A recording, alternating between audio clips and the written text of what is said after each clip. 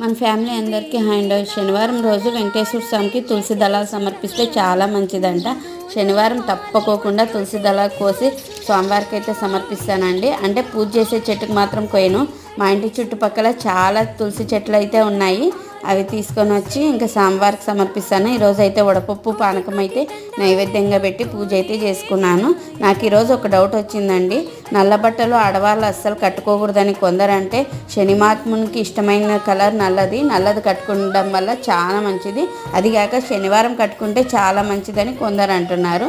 అందుకే ఈరోజు నా దగ్గర ఉండే బ్లాక్ చీరను అయితే కట్టుకొని పూజ అయితే చేశాను. తెలిసింది గోరంతా, తెలియంది కొండంతా అని మన పెద్దలు ఊరికే అన్నారా. ఇందులో ఏది కరెక్టో ఏది తప్పో నాకైతే తెలీదు. మీకు తెలిస్తే చెప్పండి ప్లీజ్. ఓం నమో వెంకటేశాయ నమః.